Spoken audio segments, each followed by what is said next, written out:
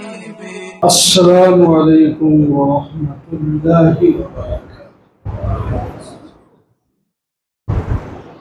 الحمد للہ وکفى والصلاة والسلام على سيد الرسل وخاتم الأنبياء أما بعد فأعوذ بالله من الشيطان الرجيم بسم الله الرحمن الرحيم ظهر الفساد في البر والبحر بما كسبت أيدي الناس ليذيقهم بعض الذي عملوا لعلهم يرجعون صدق الله مولانا العظيم اللهم صل على سيدنا ومولانا محمد وعلى آل سيدنا ومولانا محمد وبارك وسلم۔ محترم و معزز سامعین، بزرگوں، دوستوں، عزیز، میں نے سورہ روم کی ایک آیت ابھی تلاوت کی ہے جس میں اللہ تبارک و تعالی نے مسائل، پریشانیوں کی وجہ بیان کی ہے۔ خشکی اور تری، زمین اور سمندروں میں جو فساد ہوتے ہیں، طغیانیاں آتی ہیں، کبھی دریاؤں میں پانی خشک ہو جاتا ہے، کبھی اتنا زیادہ ہو جاتا ہے کہ بستیاں اور شہر ڈوبنے لگتے ہیں۔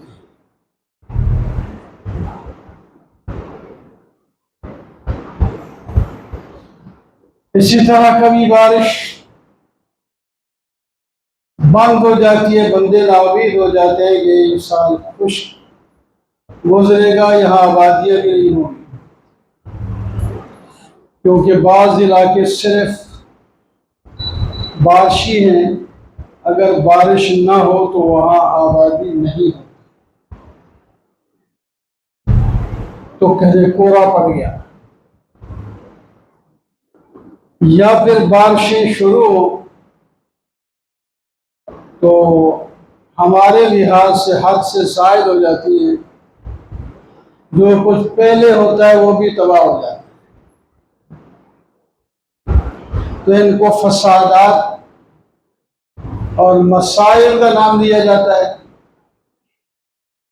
تو اللہ تعالیٰ فرماتے ہیں یہ مسائل اور فسادات کیوں آتے ہیں؟ فرمایا یہ تمہارے اپنے ہاتھوں کی کمائی، تم خود کرتے ہو، اس کا بیج تم خود بوتے ہو، پھر تمہیں فصل بھی کاٹنی پڑتی ہے۔ ہم تمہارے ان کرداروں کی تھوڑی سی سزا دنیا میں دکھا دیتے ہیں، وہ بھی یہ مقصد ہوتا ہے کہ لوگ باز آ جائیں، جس غلط راستے پر چل چکے ہیں یہ چھوڑ دیں اور راہ راست پہ آ جائیں۔ ہم تمہاری تمام نالاکیوں اور گناہوں اور نافرمانیوں کی سزا نہیں دے رہے دنیا میں، یہ دنیا تو دار العمل ہے، جیسا بھی کرو گے کرتے رہو۔ ایک آگے دوسرا دار الآخرہ آ رہا ہے، وہ ہے دار الجزا، جو کچھ یہاں کیا ہے اس کا بدلہ وہاں ملے، لیکن ہماری مہربانی ہے تھوڑا سا ہم یہاں دنیا میں بھی اس کا نمونہ دکھا دیتے ہیں تاکہ سمجھدار لوگ باز آ جائیں، جس غلط راستے پر چل پڑے ہیں رک جائیں، فائدہ نہیں رہے گا۔ تو فرمایا ظہر الفساد فی البر والبحر بما کسبت ایدی الناس، خشکی اور تری میں جو فسادات ظاہر ہوتے ہیں، خرابیاں پیدا ہوتی ہیں، بیماریاں پیدا ہوتی ہیں، عجیب بیماری آ جاتی ہے، یہ پوری دنیا کو اپنے لپیٹ میں لے لیتی ہے۔ اب تو یہ بیماریاں آ گئی، چلو بعض دفعہ پہلے یہ بیماریاں ہوتی کسی علاقے میں آ گئی، پورے ملک میں بھی نہیں ہوتی تھی، کسی بستی میں ہو گئی، کسی شہر میں ہو گئی، اب شہر کیا، ملک کیا، دوسرا ملک کیا، آخر تک جس طرح یہ پہلے ابھی گزرے کرونا، ڈینگی، اس طرح بہت سی بیماری ہیں۔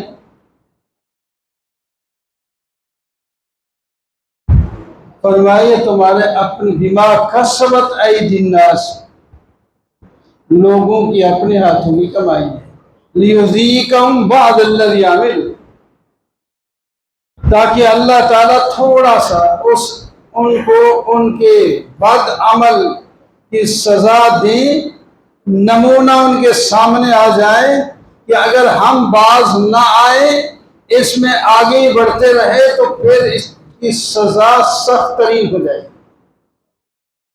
اس واسطے سمجھدار انسان وہ کام جو شریعت کے خلاف کر رہا ہوتا ہے، اللہ کی ناراضگی کر رہا ہوتا ہے، اس کو چھوڑ دیتا ہے تو وہ کامیاب ہو جاتا ہے، معافی مانگ لیتا ہے اور اپنا راستہ سیدھا کر لیتا ہے، درست کر لیتا ہے۔ پھر اس کو قبر میں بھی کوئی دشواری نہیں، حشر میں بھی کوئی دشواری نہیں، اور عزت کے ساتھ جنت میں مل جائے گی۔ تو یہ مضمون اللہ تعالیٰ نے قرآن پاک میں ایک جگہ نہیں بیان فرمایا، بہت آیات میں اس مضمون کو بیان فرمایا ہے۔ اس کی تشریح میں نبی کریم صلی اللہ علیہ وسلم کی ایک حدیث یہ ہے، بعض بیماریوں کے، بعض گناہوں کے نقصانات آپ نے خود بتا دیے، اس گناہ کا یہ نقصان ہے بھائی، اس کو چھوڑو۔ حضرت عبداللہ بن عباس رضی اللہ تعالیٰ عنہ کی روایت ہے مشکوٰۃ شریف میں اور دوسری کتابوں میں، آپ صلی اللہ علیہ وسلم نے فرمایا ما ظہر الغرور فی قوم الا القی اللہ فی قلوبہم الرعب، جس قوم میں غلول کی بیماری ہو، غلول اصل کہتے ہیں چوری کو جو مال غنیمت میں کی جائے،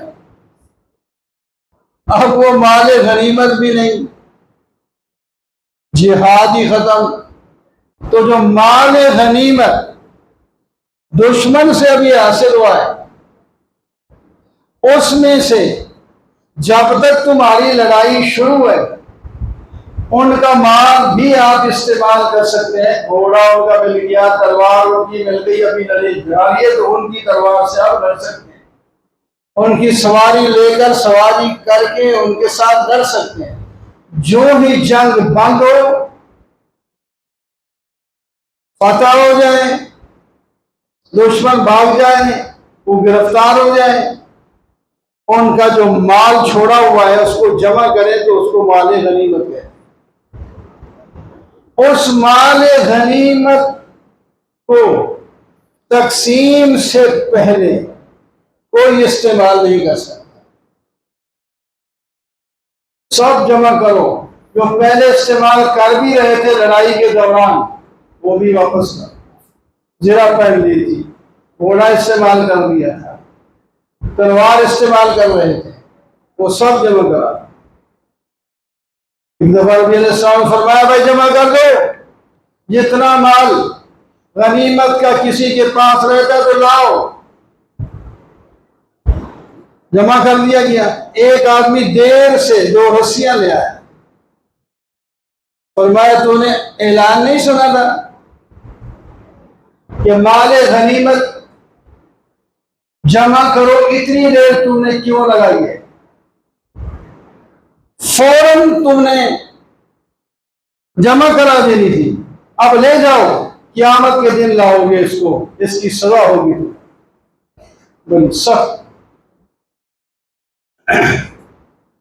آپ نے وہی فرمائی، نہیں قبول کیا بس لے جاؤ پڑے گا، کوئی ضرورت نہیں، تاکہ آئندہ کوئی اتنی تاخیر بھی نہ کرے۔ احکام میں تھوڑی سی نرمی شروع کر دے تو بس پھر نرمی ہوتے ہوتے وہ احکام ہی ختم ہو جاتے۔ اور باقی عام چوری کے لیے لفظ سرقہ، السارق والسارقة فاقطعوا أيديهما جزاء بما كسبا نكالا من اللہ۔ اللہ تعالیٰ فرماتے ہیں سورہ مائدہ میں، جس مرد نے یا عورت نے چوری کی، چوری ثابت ہو گئی اور اس کا ایک نصاب ہوتا ہے، اتنا بھی ہے، اتنی تھی چوری، تو اس کا ہاتھ کاٹ دیا۔ اور یہ ہاتھ کاٹنا ایک آدمی کا ہے اور سینکڑوں ہزاروں ہاتھ بچ جائیں۔ لوگ کہتے ہیں یہ وحشی سزائیں، یہ وحشی سزائیں نہیں ہے، یہ حقیقی سزائیں ہیں، اور اس سے بہت کچھ سد باغ ہو جاتا ہے۔ ایک چور کا جب ہاتھ کٹے گا تو سب چوروں کو کان ہو جائیں گے۔ اس طرح کہتے ہیں جی اگر چوری نافذ سزا نافذ کر دیا ہے سارے ٹنڈے نظر آئیں گے۔ بھائی ٹنڈے نظر آئیں گے نہیں، بلکہ چوری چھوڑ دیں گے، ٹنڈا کوئی نہیں نظر آئے گا انشاءاللہ۔ اگر کچھ ٹنڈے بن بھی گئے تو کوئی بات نہیں، پھر بھی ہزاروں کی زندگی بچ جائے، لاکھوں کی زندگی بچ جائے۔ تو فرمایا جس قوم میں چوری، مال غنیمت میں چوری ہو یا عام مال میں چوری ہو، تو اس قوم کے دل میں دشمن کا رعب اللہ تعالیٰ ڈال دیتے ہیں، یہ پھر ہر ایک سے ڈرتا ہے۔ یہ ایک بڑی سزا ہے، ڈرتے رہیں غیر مسلم سے، ڈر پیدا ہو جاتا ہے۔ مسلمان مومن دلیر ہوتا ہے، بہادر ہوتا ہے، اس کو اللہ کے سوا کسی چیز کا ڈر نہیں ہوتا، لیکن جب ایسے کام کرتا ہے، چوریوں میں لگ جاتا ہے، تو پھر اس کے دل کمزور ہو جاتے ہیں، دشمن کا رعب اوپر پڑ جاتا ہے۔ جب دشمن کا رعب پڑے گا تو دشمن کا مقابلہ نہیں کر سکتے، یہ ایک بہت بڑا نقصان ہے۔ دوسری چیز آپ نے فرمائی وَلَا فَشَزَّنَ فِي قَوْمٍ إِلَّا كَثُرَ فِيهِمُ الْمَوْتُ۔ جس قوم میں زنا عام ہو جائے، بد کرداری، زنا ایک بہت بڑا زبردست بے حیائی اور بڑا گناہ ہے، یہ ایسا ہے کہ اللہ تعالیٰ بھی فرماتے ہیں میں ایسی قوم پر، ایسے بندے پر ناراض ہوں۔ مقت کا لفظ ہے، مقت کا معنی ناراضگی۔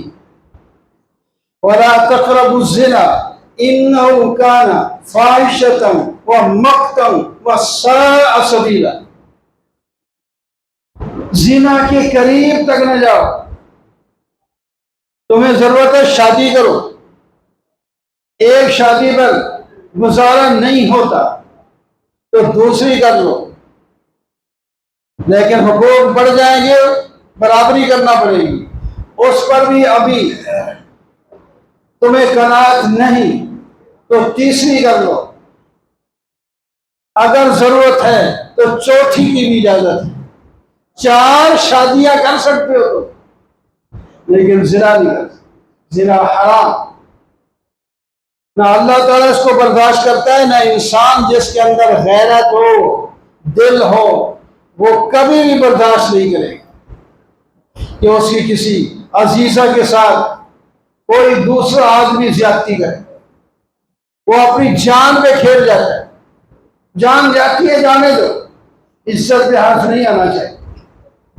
تو اللہ تعالیٰ نے زنا کے بارے میں قرآن پاک میں اور وضاحت سے بیان کیا ہے، اور نبی علیہ السلام نے ایک بات فرمائی، جس قوم میں زنا عام ہو جاتا ہے اس قوم میں موتیں زیادہ ہوتی ہیں، موت زیادہ ہوتی ہے۔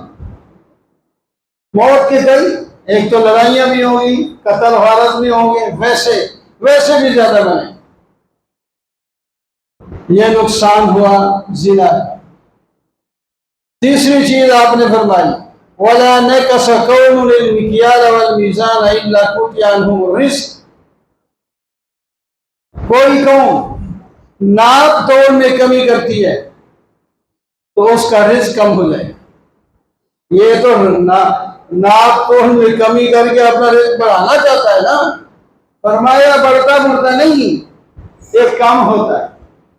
قرآن پاک میں ہے وَيْلٌ لِّلْمُطَفِّفِينَ الَّذِينَ إِذَا اكْتَالُوا عَلَى النَّاسِ يَسْتَوْفُونَ وَإِذَا كَالُوهُمْ أَوْ وَزَنُوهُمْ يُخْسِرُونَ۔ ہلاکت ہے، ویل ہے ان لوگوں کے لیے جب کسی سے لینا ہو تول کے یا ناپ کے تو پورا لیتے ہیں، جب دینا ہو تو ڈنڈی مار کے کم دیتے ہیں۔ ایسے لوگوں کے لیے ہلاکت ہے۔ آگے علماء نے اس کی تفصیل میں اور بہت کچھ، صرف تولنے میں اور ناپنے کی بات نہیں، عہود کے اندر، معاہدوں کے اندر بھی کمی بیشی نہیں ہونی چاہیے۔ ایک ملازمت کرتا ہے، جتنے وقت کی ملازمت ہے اور جتنی تنخواہ اگر حلال کرنی ہے تو وقت پورا دی۔ اگر تنخواہ کام ہو جائے تو لڑتا ہے، لیکن آپ روز بہانے بنائی کریں، دوسرے کو کہتا ہے یار میری حاضری لگا دینا، آج میری حاضری لگا دینا، کل تو نہ آنا میں تیری حاضری لگا دوں گا۔ ادھر حاضریاں پوریاں، اپنا چھٹی ماری، یہ حرام ہے، حرام ہے۔ بیمار ہو، واقعی بیمار ہو، تمہارے لیے وہ سہولتیں بھی ہیں، چھٹی دو، چھٹی کی درخواست دو، چھٹی بھی مل جائے۔ تو یہ حرام خوریوں سے اور جان چوریوں سے اپنے رزق کو حرام کرنا ہوتا ہے۔ وہ رزق جب ہم لائیں اپنے بچوں کو کھلانا ہے، وہ جب صحیح نہیں، رزق حلال نہیں، تو پھر اس کا اثر بھی ہوگا، بچے بھی نافرمان ہوں گے، ان کے اندر بھی اثر پڑے گا۔ پھر کہیں گے جی بولے صاحب کوئی تعویذ دو، پیر کے پاس جاتے ہیں کوئی تعویذ دو، بچے نافرمانی کرتے ہیں۔ بھائی آپ نے نافرمان تو بنایا، ایک تو ان کی روزی میں خرابی پیدا کی، دوسری تربیت بھی نہیں کی آپ نے۔ کئی ذمہ داریاں پہلے اپنی ہیں، وہ اپنی ساری ذمہ داریاں نبھاؤ تو بھیا ہو نہیں سکتا کہ بچہ خراب اور نافرمان ہو جائے، تو ساری اور کسی کی قسمت ہے کوئی ایسا نہ ہو اپنی کوشش پوری، لیکن جب بعد وقت کوشش کرنا شروع کرتے ہیں اس وقت اس کے ہاتھ سے بچہ نکل گیا ہوتا ہے، بڑا ہو گیا ہوتا ہے، اب اس کی مرضی ہوتی ہے۔ پہلے ان کو شروع میں ابتدا ہی میں آپ نے فرمایا بچہ ابھی 7 سال کا ہو تو آپ اس کو نماز پڑھائیں، 7 سال، سکول میں تو 3 سال کے حاضری لگواتے، 3 سال کا بچہ ہو گیا جی داخلہ ہو جائے، سردی گرمی میں پہنچا۔ شریعت نے کہا 7 سال میں جب بچہ ہو جائے تو اس کو اپنے صف میں کھڑا کرو، نماز پڑھے۔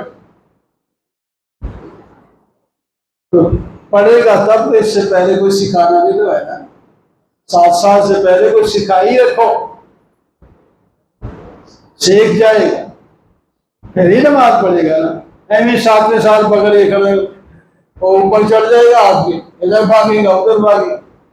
جب اس کو سمجھائیں، اس کو نماز آتی ہو، 7 سال کا بچہ یاد کر سکتا ہے، 8 سال اچھی بڑی عمر ہوتی، پھر پیار سے اس کو سمجھاؤ، نماز میں لگ گیا تو ٹھیک ہے۔ 10 سال تک یعنی 3 سال بڑے پیار سے اس کو سمجھاتے رہو، لے آتے رہو، کوشش کرتے رہو۔ اب 10 سال ہوئے پھر بھی نمازی نہیں بن رہا، تو پھر ذرا ڈنڈا بھی اٹھا، ڈرانے کے لیے نہیں کہ اس کی ہڈی پسلی توڑ دو، اس کو پتہ ہونا چاہیے کہ مجھے کوئی پوچھنے والا ہے، تو مار کے پڑھاؤ۔ حالی 10 سال میں لڑکا بالغ نہیں ہوتا، لڑکی ہو سکتی ہے بالغ، لڑکا 10 سال میں نہیں بالغ ہوتا، زیادہ سے زیادہ جلدی بالغ ہو تو 12 سال میں ہوتا ہے، لڑکی 9 سال میں بھی ہو جاتی ہے۔ تو جب وہ بالغ ہوتے ہیں نماز تو فرض ہو جاتی ہے، لیکن یہ 10 سال میں جو فرمایا من کو مار کے بھی نماز پڑھا، یہ مار اچھی ہے۔ اگر وہ نمازی بن گیا آپ کے لیے مفید ہوگا، اور وہ خود بھی اپنے لیے دنیا اور آخرت میں مفید ہوگا، اس کا اگلا جہان، اگلا آنے والا زمانہ بھی اچھا رہے۔ نمازی آدمی 100 بار سوچتا ہے، کسی گناہ کی طرف دل کا یار میں نماز پڑھتا ہوں، چل جائے گا، رک جائے گا، خیال کرے۔ تو بہرحال تربیت کرے، تربیت ذمہ داری ہے۔ اس کے بعد بھی نہیں ٹھیک ہو رہا تو پھر دوسروں سے بھی مدد لے۔ تو بہرحال فرمایا جب زنا عام ہو جائے تو موتیں زیادہ ہوتی ہیں، جب قوم ناپ تول میں کمی کرنے لگے تو ان کے رزق میں کمی ہو جاتی ہے۔ اور باقی حدیث کو انشاءاللہ اگلے دن مکمل کریں گے۔